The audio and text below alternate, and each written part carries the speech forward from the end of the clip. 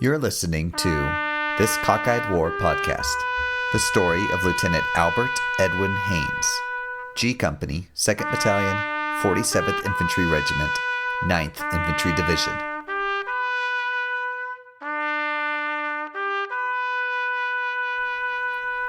Chapter 6, The Point of the Spear.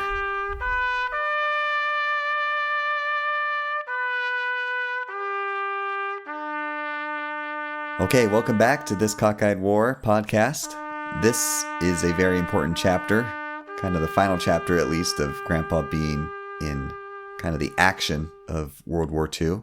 And I want to start, Dad, kind of where we left off last time. We hinted at the snow and the weather and just the life on the shoulder that Grandpa was experiencing at this time. Can you share us some anecdotes, some stories?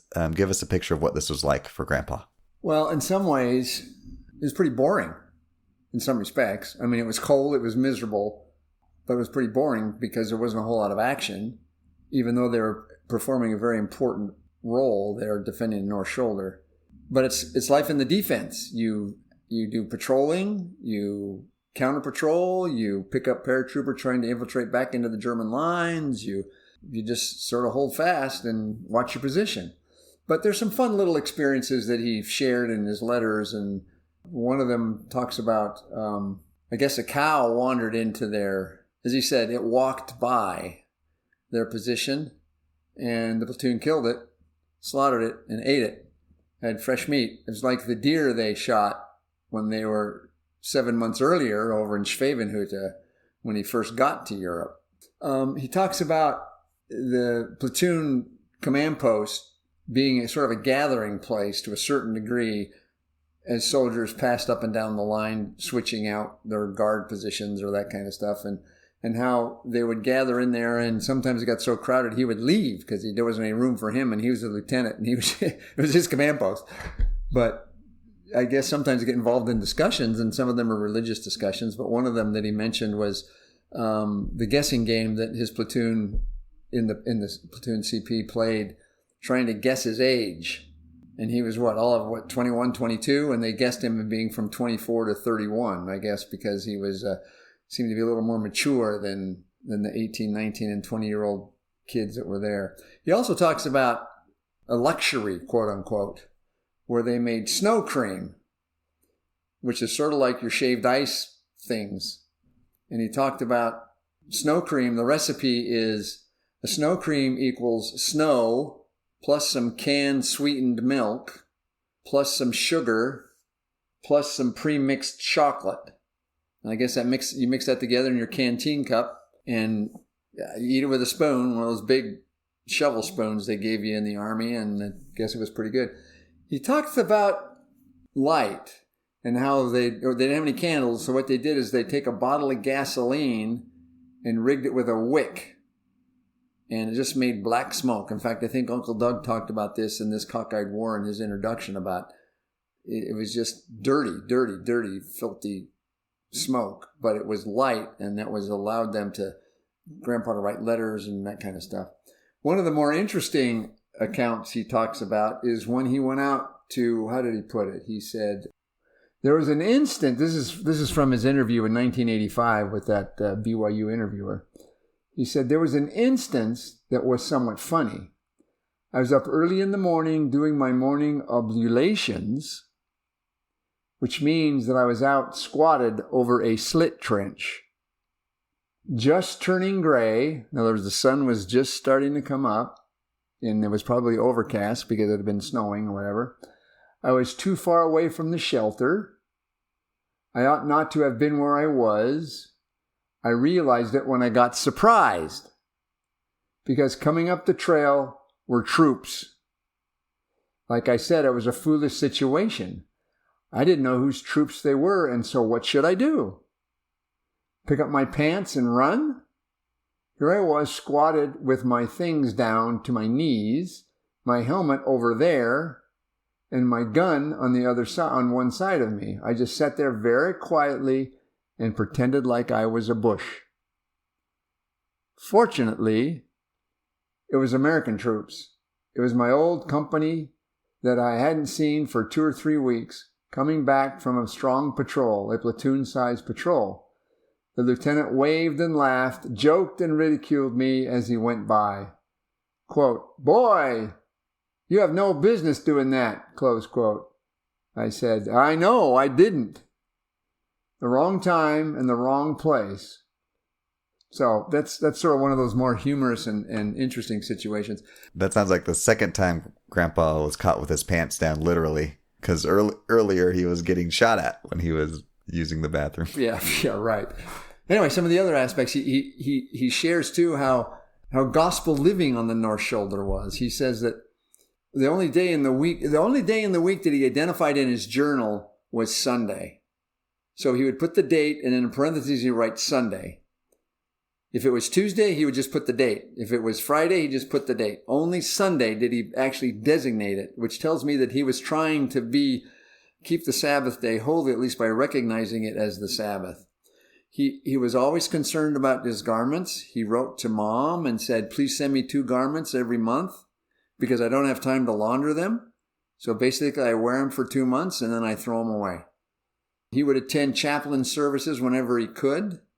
And he would often have religious discussions in the platoon command post. He talks about studying Alma 13, which is about the study of the Melchizedek priesthood and high priests and who they are and what they do, and reading other church books. He talked about, too, in letters home of wanting to meet his honey girl, quote unquote, in Salt Lake City and go to the temple when the war ends. So he was anxious about that. And he often mentioned his patriarchal blessing. And he quotes it.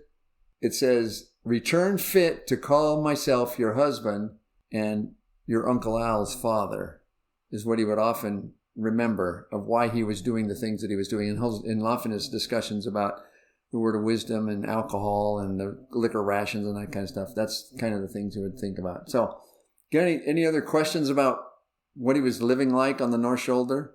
No, except I did find something interesting in his letter to Grandma. You talked about the hot chocolate they would cook up, or the chocolate they would cook up. Snow cream? Snow cream, right.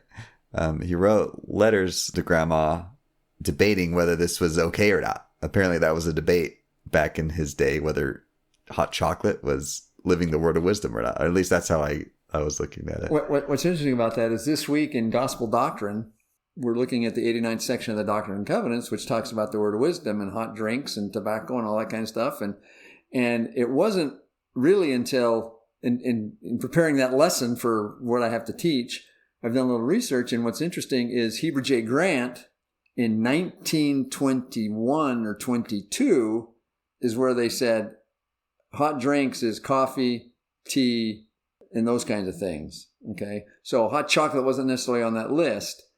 But what's interesting is he understood enough of the word of wisdom to know what he needed to do and how he needed to do it.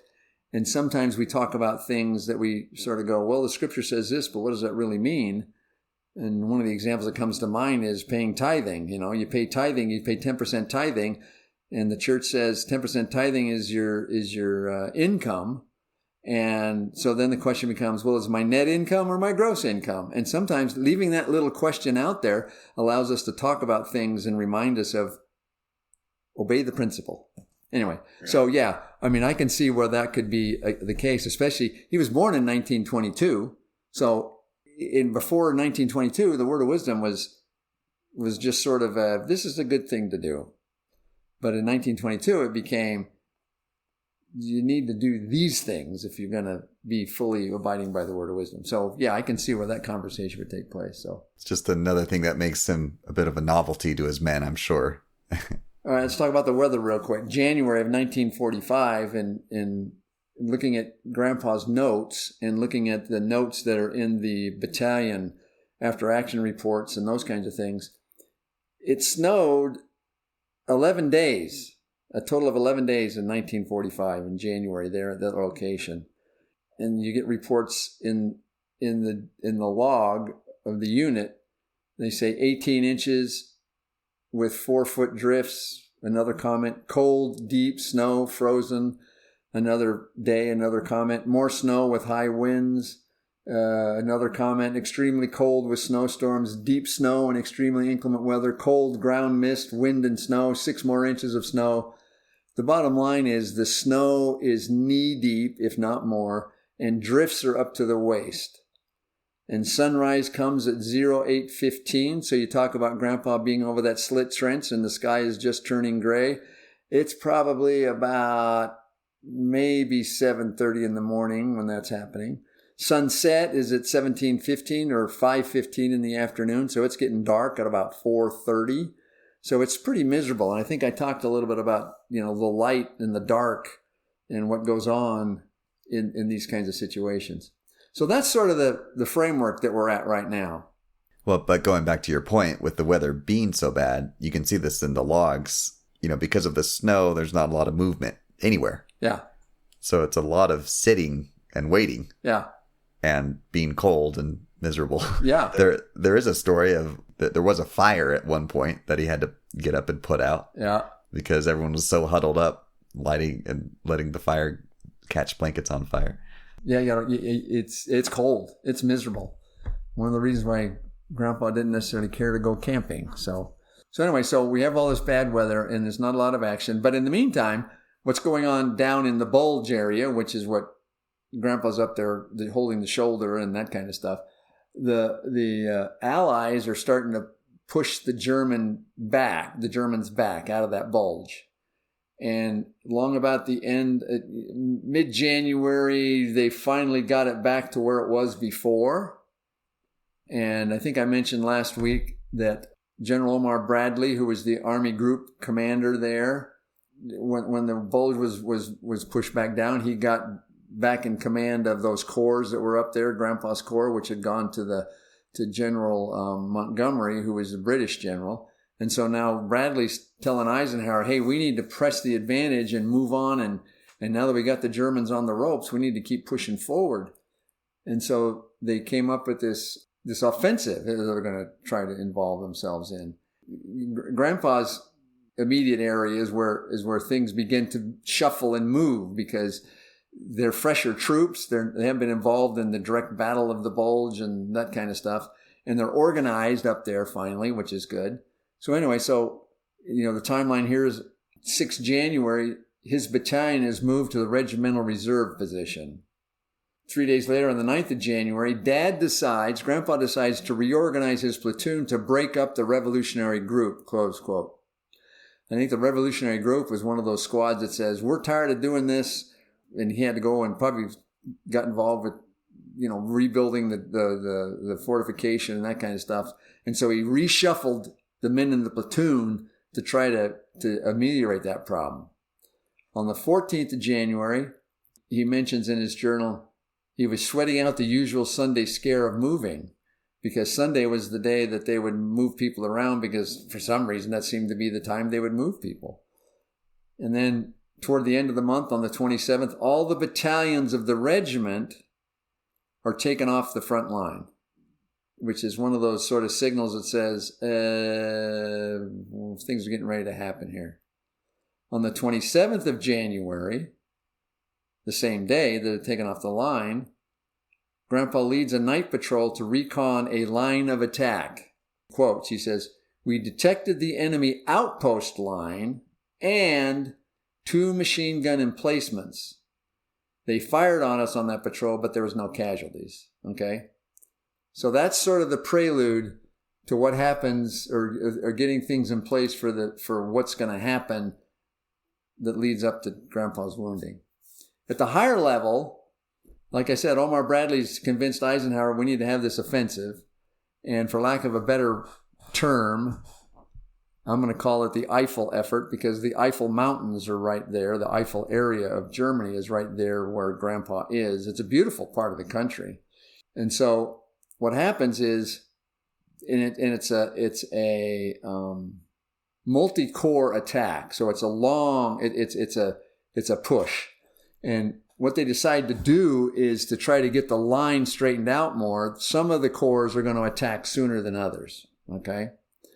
So on the 28th of January, which is the day after Grandpa ran his patrol, to the center of this effort, this Eifel effort attack, the 18th Airborne Corps attacks. On the 29th, which is the next day, the 8th Corps which is to the south, attacks. And they took a lot of the push that came through with the Battle of the Bulge. On the 30th of January, the 5th Corps attacks. And that's Grandpa's Corps. What's interesting is you look at how they lined up and did their attacks. One of the things that's interesting is with the 5th Corps attack, they were hitting a seam, they call it in the military, a seam between two German units that they were confronting.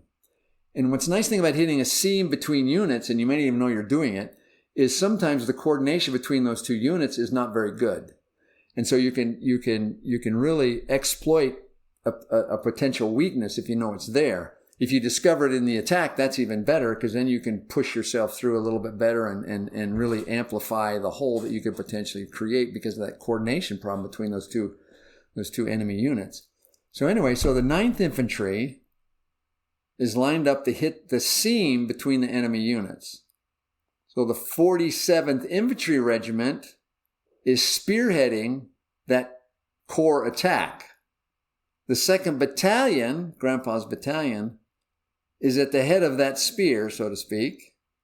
G Company, 2nd Platoon, is at the tip of the spear head. Dad, Grandpa, is at the point of the spear, leading the attack.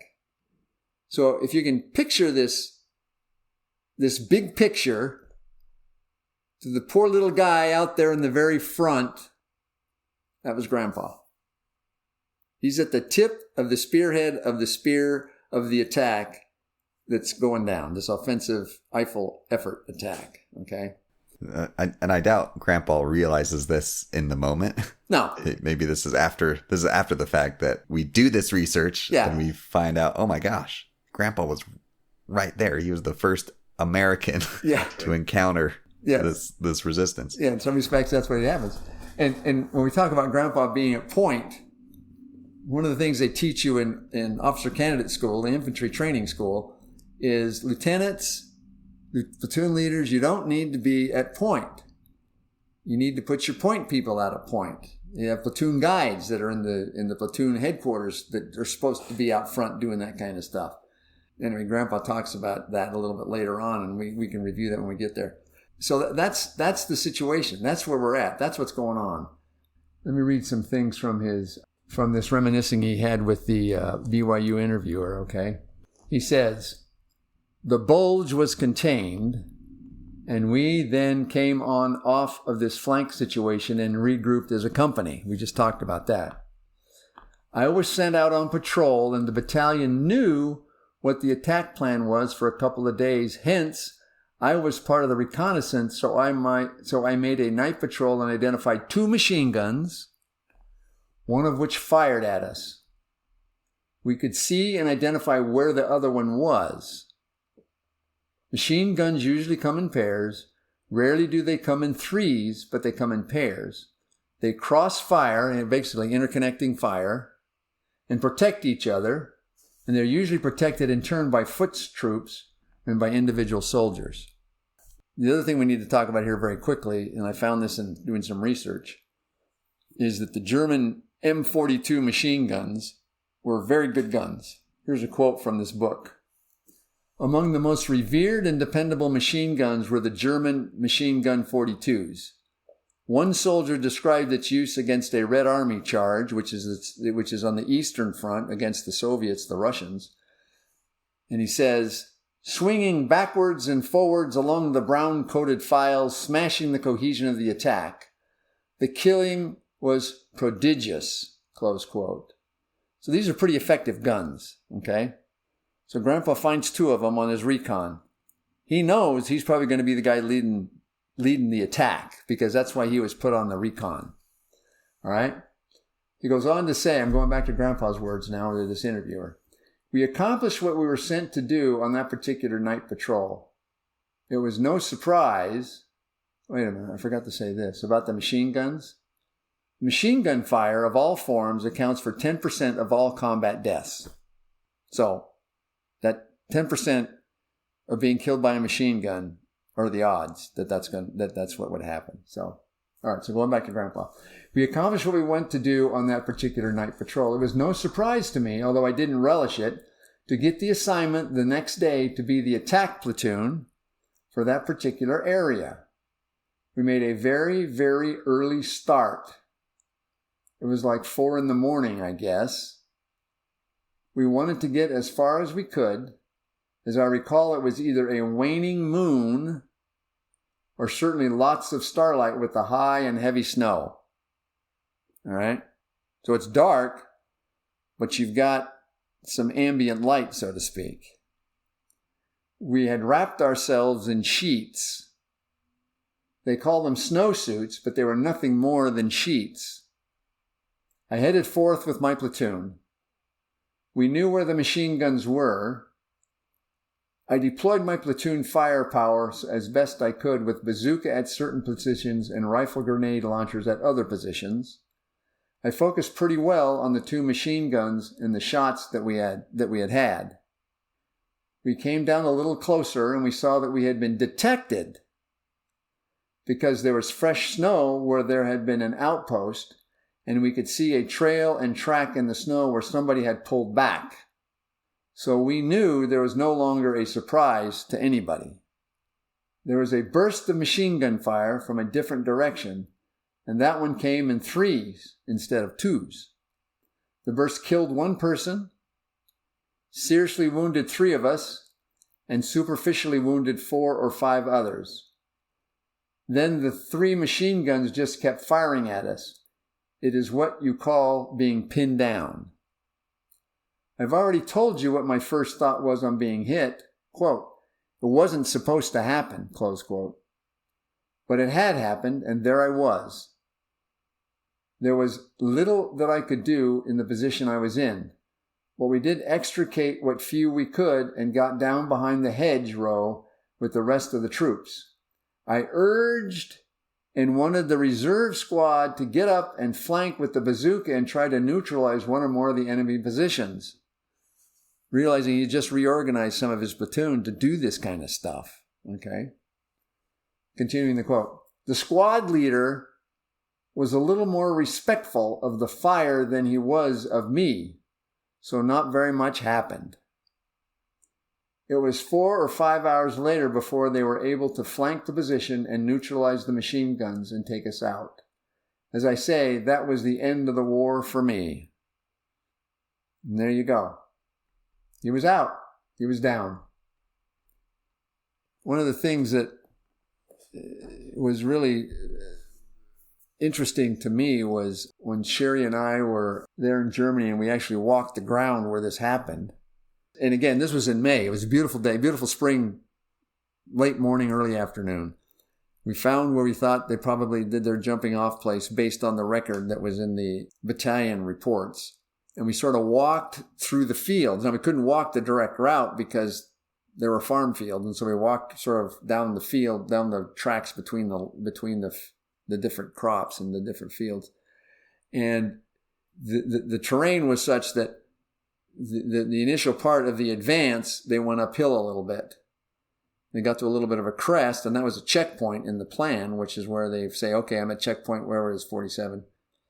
And then they started down the hill because the Germans were on the next hill over, and they went down, and it wasn't a very steep hill. It was just down the hill. And I would imagine that someplace in there is where the outpost was, where you put somebody out front to let you know when people are coming. And so they probably went past the outpost position, saw that they were discovered, came down into the bottom of that. And again, it's not deep. And they start going up the next slope, which is where the machine guns were, up on the top of the slope. And I mean, you should feel really bad about whoever it was that shot and wounded your dad. But in some respects, I got to hand it to those machine gunners, those German machine gunners. They laid their guns in a great position. There's a thing called raking fire, they call it, with machine guns, where you lay your gun, you set your firing parameters with stakes, so you don't go too far to the left or the right and hit your own friendly troops, but you use those to make sure you're interlocked with the guns that are further down the line on either side of you. And what you do then is you set the elevation of the gun to be at knee high, right above the ground. You don't want to shoot above the enemy's head. You want to shoot at knee high. And that's a good place to shoot because there's more opportunity to hit the target there.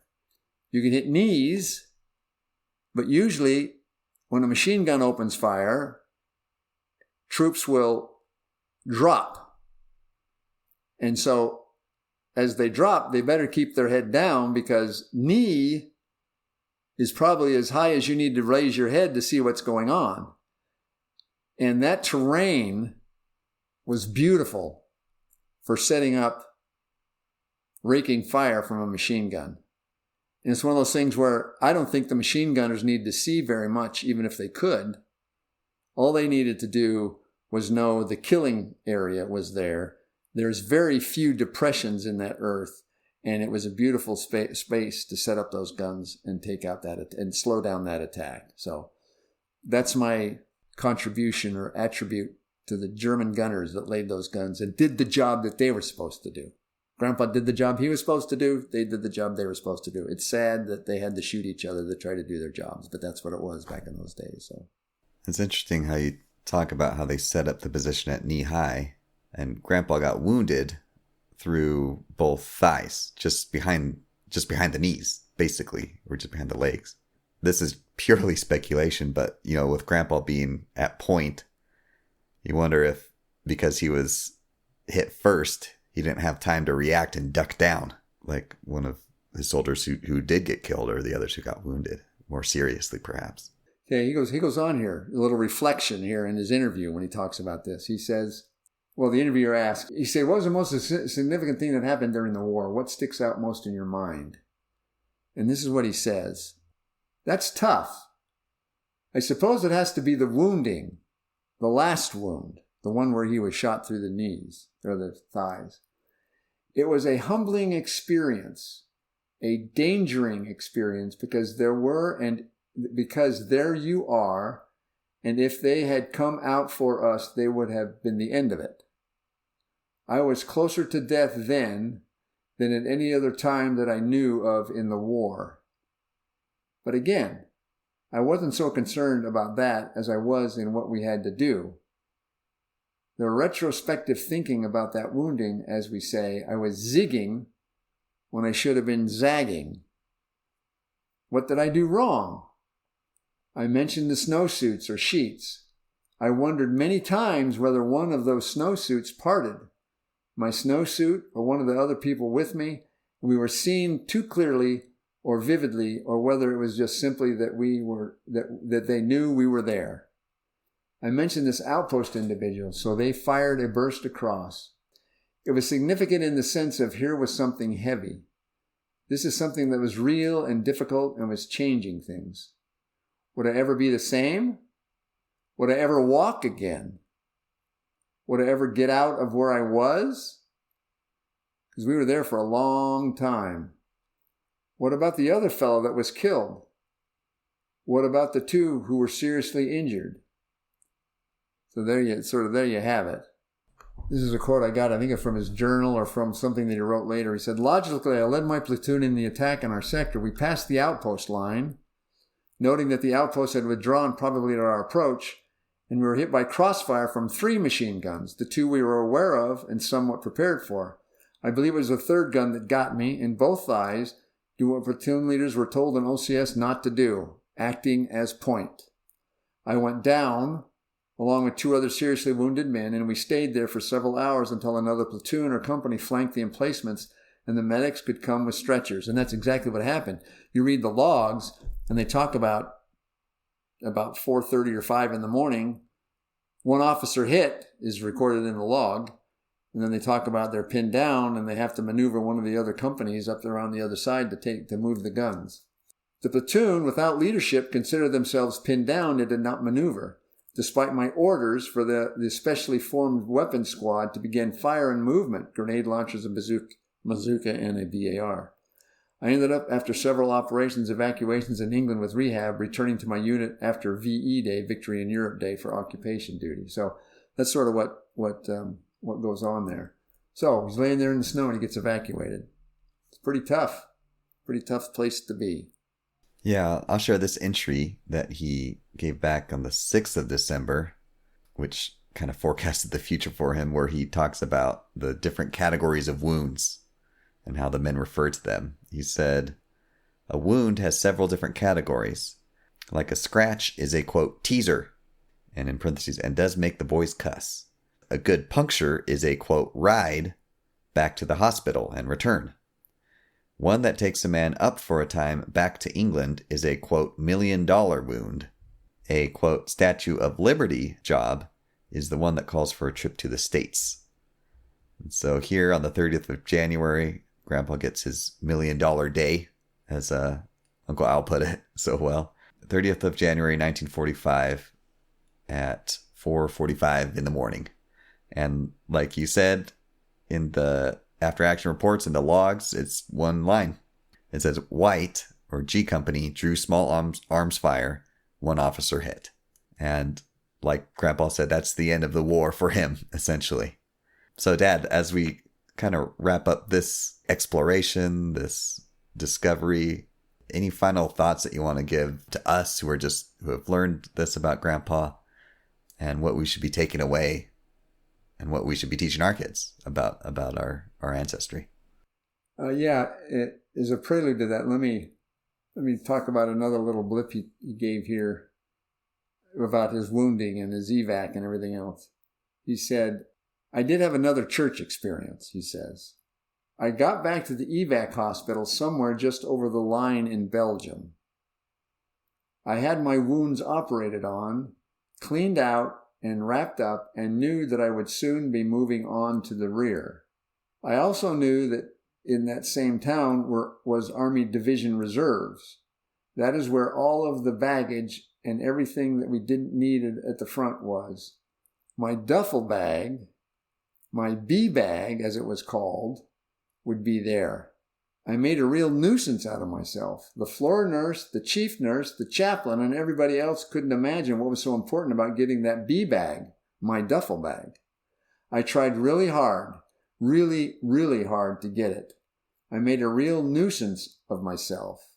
In that duffel bag, as an uninitiated as I was in the ways of the church and the teachings of the brethren, were 2 pair of garments. I had my garments shorn off of me. They cut them off of him when they took him back to the aid station at the battalion. My other garments were up in the front, and that baggage was gone.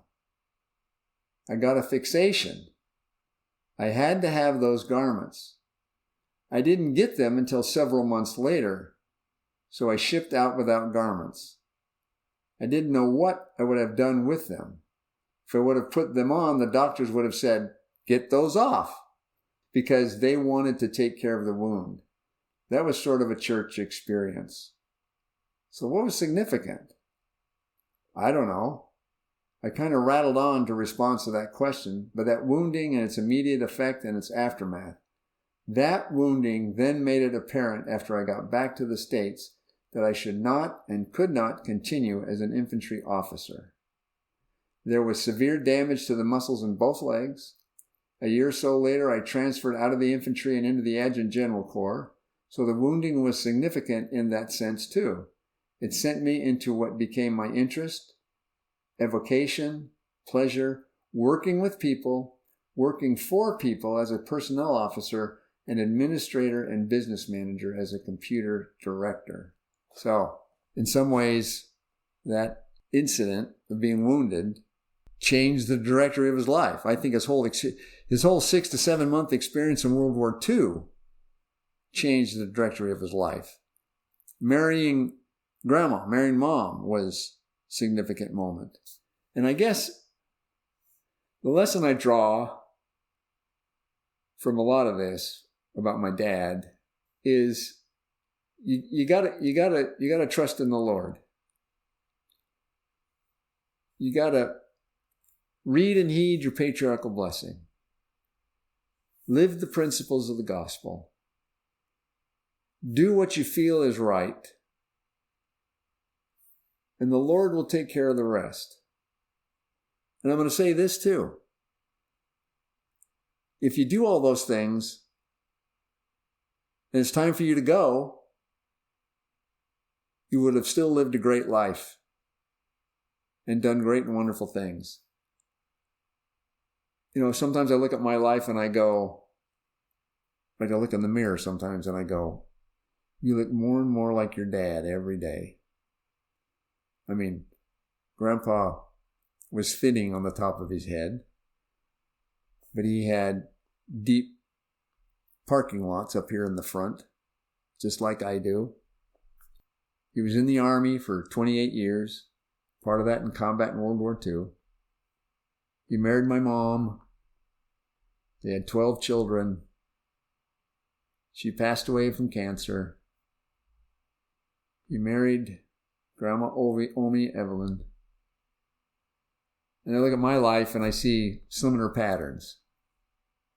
And I still don't know that I'm up to being able to do the things that he did and have the influence that he had. But it gives me courage to try to at least do some of the things that he did with his life that hopefully I can do with mine. So that's sort of my thoughts as we wrap this combat time up, looking at Grandpa. Thanks, Dad. This has been quite a journey for me, and I hope those who are listening also learned something and were inspired to do better and to be better. For those of you who have listened this far, congratulations. This is the end for now. I do hope to put some epilogues or extra episodes where I can interview some of my aunts and uncles who have more to add, and even cousins, brothers, whoever wants to join in the conversation. This has been a great experience for me to build out a family history using a new medium, the spoken word as well as the written word. And we hope to hear a lot more from you and a lot more about Grandpa, other Haines members of our family. And yeah, thanks again, Dad. Any final words that you have? No, thank you for motivating me enough to do this. It's been a good experience. It really has. One thing I have learned is there's still a heck of a lot of interest in the detail that we haven't talked about that requires more research, so to speak. All right. We'll keep doing it. All right. Okay. Thanks, Dad. You bet. Bye, everyone.